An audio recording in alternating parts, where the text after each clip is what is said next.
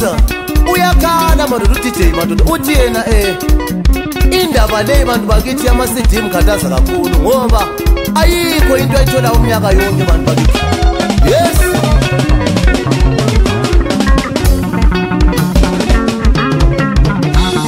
Uthi sebona kungcono bekhipha isingitrend ngonyaka ngoba ayi usecabanga ukuthi nje acela idonation ebantwini ngoba lokhu kunzima lokho. Labadala basemuva bayakhala ulalele uze uDJ manje sesitshintsha phambili ukuthi uthini. Yes. Ilalela.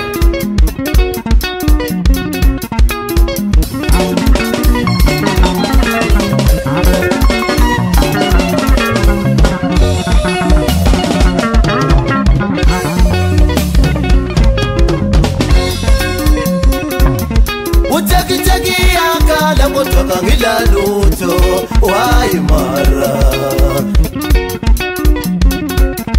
Utaki yakala kodwa ngilalutho.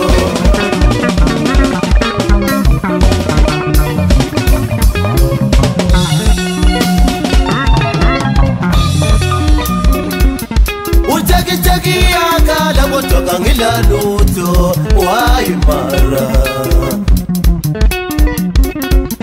Mataso ya miyaka kodwa ngilalutho wayi mara.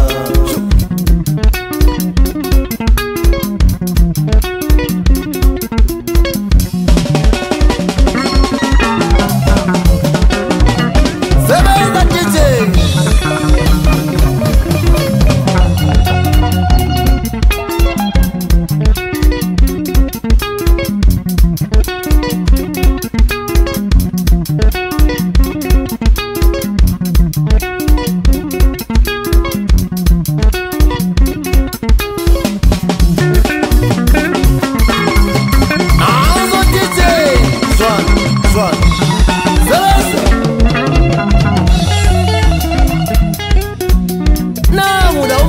uyakhala ukuthi kabe sure bayithatha ngaphi imali ngoba abantu besendela izingoma emafonini madoda.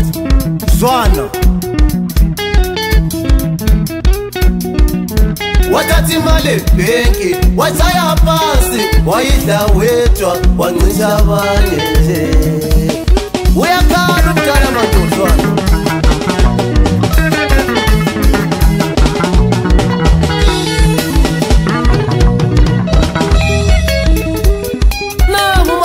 umadala ukhala ngalo madoda uthi yena uyayithatha ngaphi imali ngoba abantu bazithengela ama-CD lawa esingazothi avela ngaphi madoda. Zwana umsebenza usabonwa abantu bethu bazophila kanjani.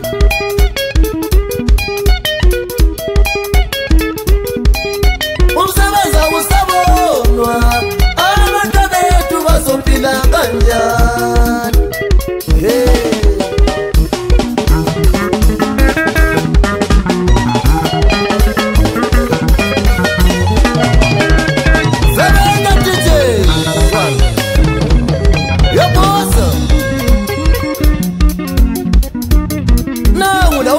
Uyakhala uthi yena suwavele wabeka intambo phansi ngoba ayi wehluleka madoda ukuthi ayitholele imali ngoba hey madoda babezikhathela imali yakhe madoda.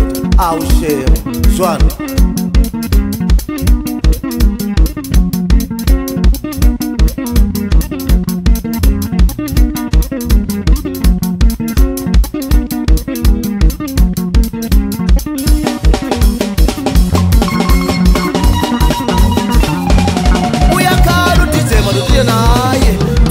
donation ebantwini. Zwana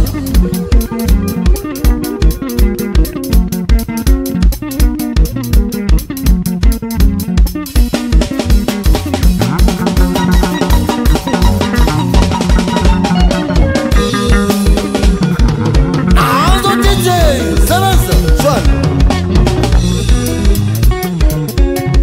ikoti zolo bebe kudinga ngathi beka ngubonanga ukuthi zolo bebe kubuza ngathi beke ngubonanga uwoka lupete uyasnix uDJ madoda uthena akathola ngalutho kwenale ngoma madoda. Awushare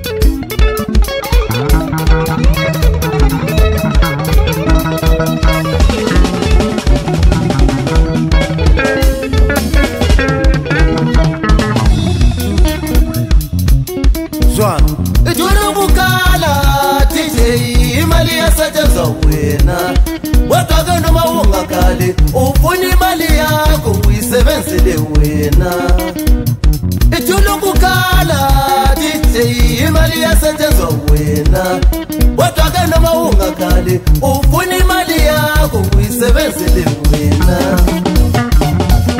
Nazo DJ Jwana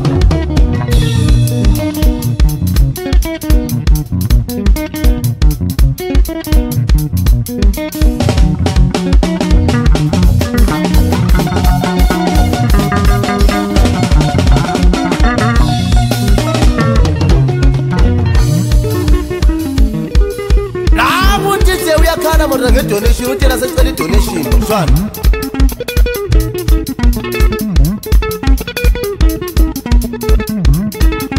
Uma kulela bandisile bathi magwaza shaya ingoma